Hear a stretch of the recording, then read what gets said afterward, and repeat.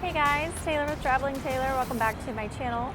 Today I'm coming to you from New York City, where I've been for the last week. This is my first time back in the US for the last 16 months, and I have to say it has been pretty great being here in New York. But real quick, I wanted to jump in and talk about my top 3 travel rules. So number 1 is I have to be able to carry all of my luggage all by myself, no matter the stairs or train platforms or whatever it is. That is my number 1 rule.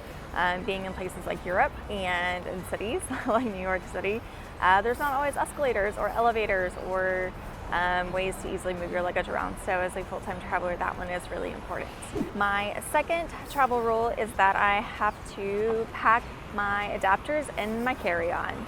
I've mentioned this story before, but I got to Kuala Lumpur from Bali on my way to South Korea, and they used a different adapter than the rest of Asia. And so I got to the airport expecting to charge my laptop and get some work done, and lo and behold, I was not able to.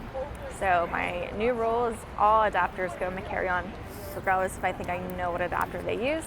And my third rule is I always have at least the first or second night of accommodation booked before I get to where I'm going. I also like to screenshot instructions on how to get to my accommodation. That just makes me feel a bit better in case you get there and you don't have internet or you don't get a SIM card or whatever it is, however it is you choose to travel. So those are my top 3 rules, and I just want to show you a little bit of New York City. It's a beautiful, beautiful day today, and be sure to subscribe.